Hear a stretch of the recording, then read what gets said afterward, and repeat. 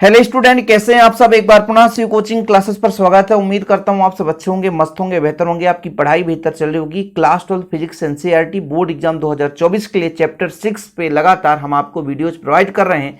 इस चैप्टर 6 में आज आप लोग सीखने वाले हैं एक लंबी परिनालिका के लिए स्वप्रेरकत्व का व्यंजक, साथ में परिनालिका की निर्भरता किन किन पर होती है ना, कहाँ कहाँ पर ये डिपेंड होता है, उस पर भी हम चर्चा करेंगे। जैसा कि आप लोगों को पता होगा, इसके पहले हमने स्वप्रेरकत्व के लिए एक छोटा सा लेक्चर प्रोवाइड किया था कि स्वप्रेरकत्व का परिभाषा क्या है, इसका मात्रा क्या है, इसका विमेय सूत्र है, सारा चीज मैंने उस लेक्चर में कवर करा था। बच्चों आप लोग जरूर देख लेना, क्योंकि प्लेलिस्ट में क्रम से वीडियोज मिल जाएंगे। बोर्ड एग्जाम 2024 के लिए एक अलग से प्लेलिस्ट बना है, वहां पर आप देख लेना। चलिए शुरू करते हैं। सबसे पहले हम बात करते हैं थोड़ा सा स्वप्रेरण है क्या। जैसे मान लीजिए हमारे पास कोई कुंडली, एक कुंडली ही आपको दिख रहा है, इस कुंडली में हम धारा बहा दें। क्या बहा दें बच्चों? धारा बहा दें, तो इसके विद्युत धारा में परिवर्तन किया जाए। धारा तो बह रही है, अब इसमें यदि विद्युत धारा में परिवर्तन करेंगे तो इसके चुंबकीय फ्लक्स में परिवर्तन होगा, जिसके कारण इसमें एक प्रेरित धारा उत्पन्न होगी। यह परिघटना स्वप्रेरण कहलाता है। थोड़ा समझने की कोशिश करेंगे। इसका प्रायोगिक अध्ययन पूरा कंप्लीट मैंने पिछले लेक्चर में कराया था, आप लोग जरूर देखना। जैसा कि बच्चों यहां पर एक कुंडली दिख रही है, सबको पता है कुंडली कैसे बनाएंगे। मान लीजिए नरम लोहा ले लिए और विद्युत रुद्ध तांबे के तार को लपेट दिया जाए तो वो कुंडली बन जाता है। जैसे मान लीजिए हमारा एक नरम पेन है, एक नरम लोहा, इसमें हम क्या कर दें, विद्युत रुद्ध तांबे के तार को लपेट दें। अब आप कहोगे सर तांबे के तार को कैसे लपेटेंगे, तो मैं आपको ऐसा समझा रहा हूं। जैसे मेरा ये तार है, इसको इस प्रकार से आप लपेटोगे तो ये क्या बन जाएगा, कुंडली बन जाएगा। ठीक है, तो आप विद्युत रुद्ध का मतलब क्या होता है। जैसे मान लीजिए ये तार है, इसके चारों ओर कुचालक पदार्थ है, सही है कि नहीं। इसके अंदर तांबे का तार होगा, मतलब कॉपर का। ठीक, तो ये विद्युत रुद्ध तार कहलाया। एयरफोन है ये हमारा, ठीक है, बहुत पुराना है इसलिए ये खराब दिख रहा है। तो ये आपका एक विद्युत रुद्ध तांबे का तार है, क्योंकि अंदर तांबा होगा बच्चों, कॉपर होगा, ठीक है, और ऊपर से क्या है, कुचालक पदार्थ, तो विद्युत रुद्ध कहलाया। एक नर्म लोहे का छोटा सा हम रॉड ले लेते हैं और उसमें विद्युत तांबे के तार को लपेट देते हैं तो कुंडली बन जाती है। अब इस कुंडली में हमने धारा बहाया, जैसे मान लीजिए धारा बहाया आई, इस धारा के मान में परिवर्तन किया, तो धारा के मान में परिवर्तन करने से इसके चारों ओर कहीं ना कहीं चुंबकीय फ्लक्स में परिवर्तन होता है। चुंबकीय फ्लक्स में परिवर्तन का मतलब चुंबकीय क्षेत्र रेखाओं में परिवर्तन, और जैसे ही चुंबकीय फ्लक्स में परिवर्तन होता है बच्चों, तो इसमें एक धारा उत्पन्न हो जाता है जिसे प्रेरित धारा कहते हैं। यह परिघटना आपका क्या कहलाता है, स्वप्रेरण कहलाता है। तो स्वप्रेरण की क्रिया तो समझ में आ गया होगा। अब स्वप्रेरण की क्रिया में मैंने आपको समझाया था कि भाई साहब जो भी इसमें एक प्रकार से प्रेरित धारा उत्पन्न होगी, ये किस पर डिपेंड करता है बताओ। ये प्रवाहित धारा पर डिपेंड करता है, प्रेरित धारा। थोड़ा समझने की कोशिश करेंगे। जैसे इसमें हम धारा बहाएंगे बच्चों, इसमें जैसे ही धारा बहाते हैं तो इस चालक तार के चारों चुंबकीय फ्लक्स में परिवर्तन होता है। धारा के कारण चुंबकीय फ्लक्स में परिवर्तन होता है, चुंबकीय फ्लक्स में परिवर्तन होता है, समझिएगा। और इसी चुंबकीय फ्लक्स मतलब फ्लक्स बंधता जिसे कहा जाता है, इसी चुंबकीय फ्लक्स के कारण प्रेरित विद्युत वाहक बल और प्रेरित धारा उत्पन्न हो जाती है। ठीक, ये चीज आपको नोट करना है। अर्थात ये जो चुंबकीय फ्लक्स है वो किस पर डिपेंड करता है, जो हमने धारा बहाया, और जो प्रेरित धारा है, ये प्रेरित धारा किस पर डिपेंड करता है बच्चों, चुंबकीय फ्लक्स पर डिपेंड करता है। क्योंकि सारी चीजें जरूरत पड़ेगी ना, इसलिए मैं इसको समझा रहा हूं। नहीं तो कह दो सर कहाँ समझा रहे हो, भाई काम की चीजें हैं ना। फिर कह दोगे सर कहाँ से आ गया, मुझे जरूरत पड़ेगा फ्लक्स, फिर आप कहोगे सर ये फ्लक्स कहाँ से आ गया। तो ये जो आपका फ्लक्स होता है φb, वो डिपेंड करता है धारा पर। किस पर बच्चों, धारा पर। और जैसे ही हम φb समानुपाती हटाते हैं तो L एक नियतांक लग जाता है। यदि फेरों की संख्या n है, यदि स्मॉल n है तो स्मॉल n करेंगे, ठीक है, कैपिटल n है तो कैपिटल n करेंगे, ये जरूरत पड़ता है। यदि कैपिटल n होता है तो कैपिटल N φb बराबर Li, ठीक है। तो कहीं ना कहीं L बराबर मैं यदि आपसे कह दूंगा तो N φb बटा I, ये आपका स्वप्रेरकत्व तो L का मान निकल कर आ गया।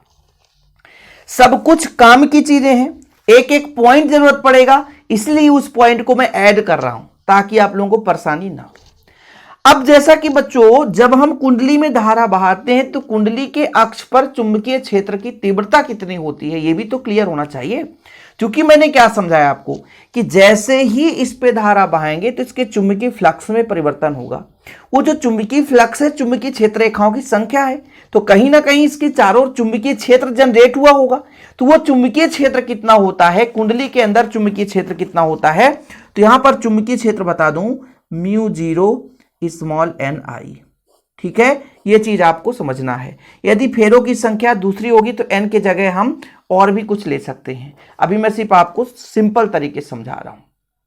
ठीक, ये चीज समझ में आया। दो चीज तो समझ में आ गया कि इसके अंदर 100 प्रेरकत्व तो कैसे निकलेगा, L बराबर N∅/I कैसे आगे, वो चीज बता दिया। और यदि किसी कुंडली में जब धारा बहाते हैं, किसी कुंडली में जब हम धारा बहाते हैं तो धारा बहाने से इसके अक्ष पर चुंबकीय क्षेत्र कितना होगा, μ0n I।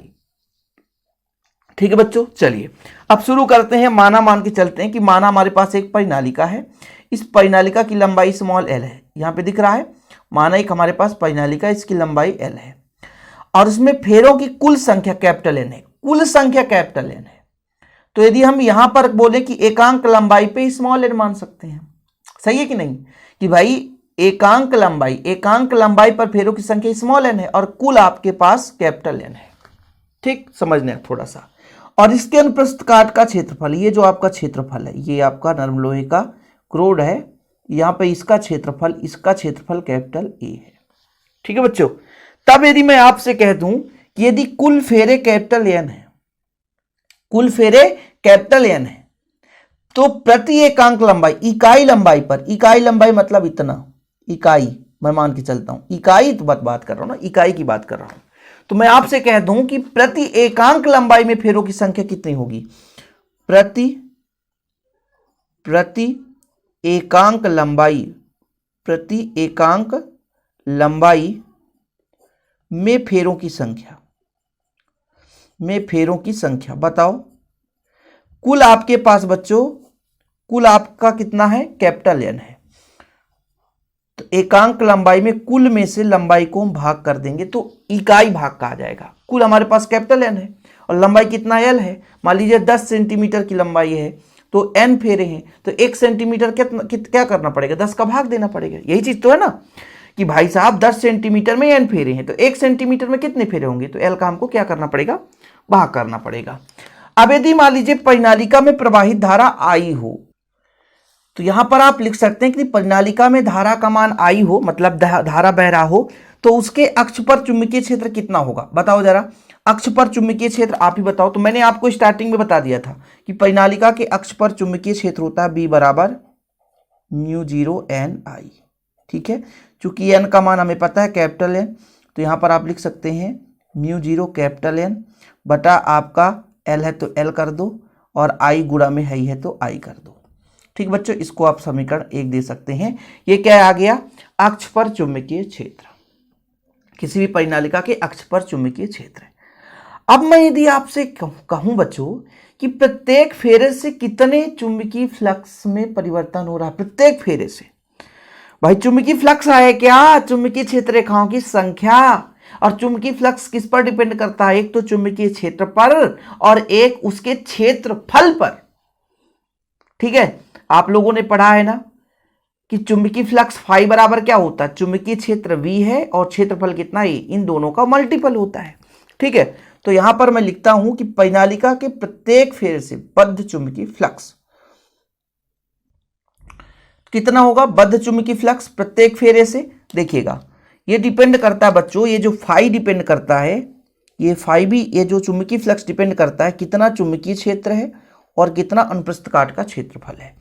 हमारे पास B का मान कितना है, μ0 कैपिटल N बटा L, और फिर I भी है हमारे पास, यहाँ पर I कर सकते हो, और बच्चों ये क्षेत्रफल है A, तो A कर सकते हो। ठीक, ये चीज तो आसानी से कर सकते हो। अब चूंकि या किंतु आप कह सकते हैं, इसको हमने कहां से रखा बच्चों, समीकरण 1 से रखा। ठीक है, समीकरण 1 से रखा हमने। ठीक है, तो अभी हम यहां पर लिख सकते हैं, चूंकि आपके पास L बराबर कितना है, n फाई बी बटा I। ठीक है, n फाई बी बटा I। ठीक है, अब यहां पर थोड़ा सा देखिएगा बच्चों, फाई का मान कितना है, फाई का मान कितना है, तो यहाँ पर n/i रहने दीजिए और फाई का मान रखना पड़ेगा। फाई का मान ये है पूरा का पूरा, कितना है, μ0 ni/l और आपका ये कैपिटल ए। अभी थोड़ा थोड़ा वैल्यू पुट किया हूँ और कुछ ना कुछ कट भी रहा है। क्या कट रहा है, i से i कट रहा है। तो बचा कितना बच्चों, यहाँ पर बचा कितना, यहाँ पर बचा आपका μ0, ठीक है, n से n तो कितना हो जाएगा आपका n का स्क्वायर हो जाएगा। फिर आपका l है तो l नीचे रहेगा और a है तो a/l। ठीक, ये चीज आ गया।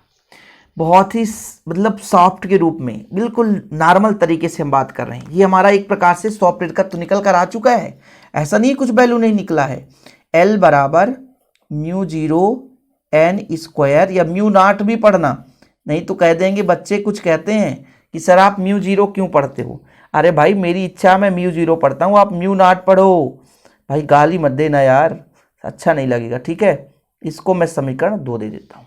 लेकिन जो हमने ये कुंडली का प्रयोग किया है, यदि ये कुंडली नर्म लोहे का बना हो, भाई यदि मान लीजिए इस लौह चुंबकीय पदार्थ की क्रोड से लिपटी हो, है ना, कहीं ना कहीं ये जो कुंडली बनाई गई है वो नर्म लोहा मैंने लिया है, तो यदि परिनालिका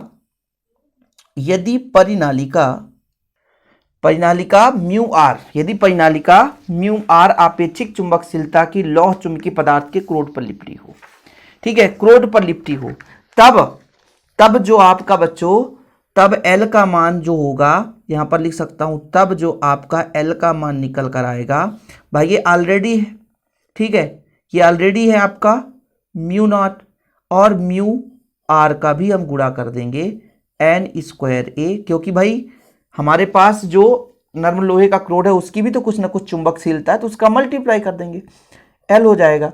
या करके आप इसको ऐसा भी लिख सकते हैं, L बराबर इन दोनों का मल्टीपल ना वो म्यू के बराबर होता है, ठीक, और n²a/l। यही एक लंबी परिनालिका के लिए स्वप्रेरकत्व का व्यंजक है। यही लंबी परिनालिका के लिए स्वप्रेरकत्व का व्यंजक है, स्वप्रेरकत्व का व्यंजक है। इतना क्लियर कर लिए तो आपसे निर्भरता आसानी से बनेगा। निर्भरता किन किन चीजों पर निर्भर करेगा, यहां पर आप देखिएगा। पहला जो पॉइंट है ये म्यू पर डिपेंड करेगा, मतलब जो परिनालिका की चुंबकशीलता है। दूसरा बच्चों फेरों की संख्या पर डिपेंड करेगा। तीसरा उसके क्षेत्रफल पर डिपेंड करेगा। चौथा उसकी लंबाई पर। मतलब यदि आप लोग हेडिंग लगाएंगे, यहां से आप लोग यदि हेडिंग लगाएंगे कि भाई साहब परिनालिका के स्वप्रेरकत्व की निर्भरता, तो हेडिंग लगा लीजिए आप लोग, परिनालिका के स्वप्रेरकत्व की निर्भरता। ठीक बच्चों, आप लोग हेडिंग लगाएंगे और फिर लिखेंगे, निर्भरता हेडिंग लगाएंगे। पहला नंबर जो हेडिंग लगाएंगे वो म्यू का मतलब परिनालिका की चुंबकशीलता या परिनालिका के क्रोड की चुंबकशीलता। पहला नंबर आप लिखोगे परिनालिका के क्रोड की चुंबकशीलता। मैं इसका थोड़ा सा बच्चों एक एक लाइन बोल दूंगा, आप लोग लिख लेना। एक फैक्ट याद कर लो, यदि ऊपर के मान को बढ़ाएंगे तो एल का मान बढ़ेगा और नीचे के मान को बढ़ाएंगे तो एल का मान कम होगा। कहने का मतलब यदि चुंबकशीलता अधिक है, यदि परिनालिका की क्रोड की चुंबकशीलता अधिक है, अधिक रखेंगे तो स्वप्रेरकत्व का मान अधिक हो जाएगा। बस एक ही लाइन लिखना है, यदि परिनालिका के क्रोड की चुंबकशीलता अधिक है, यदि नर्म लोहे के क्रोड को बनाया जाए तो भाई साहब इसकी स्वप्रेरकत्व का मान अधिक होगा। ज्यादा कुछ नहीं लिखना है, ज्यादा लंबा चौड़ा लिखने की जरूरत नहीं है। दूसरा नंबर बच्चों फेरों की संख्या। किसकी? फेरों की संख्या। फेरों की संख्या। परिनालिका में फेरों की संख्या बढ़ाने पर स्वप्रेरकत्व का मान बढ़ जाता है। यदि परिनालिका में फेरों की संख्या अधिक है तो स्वप्रेरकत्व का मान अधिक होगा। ठीक है, कोई दिक्कत तो नहीं है। ऊपर के मान को बढ़ाएंगे तो ऑलरेडी ये बढ़ेगा। यदि परिनालिका के क्रोड की चुंबकशीलता अधिक होगी, यदि नर्म लोहे का बना होगा तो स्वप्रेरकत्व अधिक होगा। यदि परिनालिका में फेरों की संख्या अधिक है तो उसका सॉफ्टवेयर तत्व अधिक होगा। हम इसलिए हेडिंग लिख दिए हैं और आप इसका थोड़ा डिटेल लिख सकते हो कि नहीं। फिर तीसरा नंबर ये जो क्षेत्रफल दिख रहा है ना, अनुप्रस्थ काट के क्षेत्रफल पर। तीसरा नंबर बच्चों, अनुप्रस्थ काट के क्षेत्रफल, ठीक पर, यानी किसी भी जो आपका क्रोड है, अर्थात जैसे नरम लोहे का क्रोड बनाया, या कि मान लीजिए परिनालिका का अनुप्रस्थ काट, हम बोल सकते हैं कि अनुप्रस्थ काट का क्षेत्रफल अधिक होने पर स्वप्रेरकत्व का मान अधिक होगा। तीनों चीज का मान यहां पर आप देखो, यदि म्यू क्रोड का जो आपका चुंबकशीलता अधिक होगा तो स्वप्रेरकत्व का मान अधिक हो जाएगा। परिनालिका में फेरों की संख्या अधिक होने पर स्वप्रेरकत्व का मान अधिक होगा, ठीक है। यदि मान लीजिए किसी परिनालिका का अनुप्रस्थ काट का क्षेत्रफल अधिक है तो फिर वहां पर भी आपका स्वप्रेरकत्व अधिक होगा। और जो चौथा नंबर है वो चौथा है बच्चों, यहां पर परिनालिका की लंबाई पर, परिनालिका की लंबाई, यदि परिनालिका की लंबाई बढ़ा दी जाए तो स्वप्रेरकत्व का मान कम हो जाएगा। यदि परिनालिका की लंबाई अधिक होगी तो स्वप्रेरकत्व का मान कम हो जाएगा।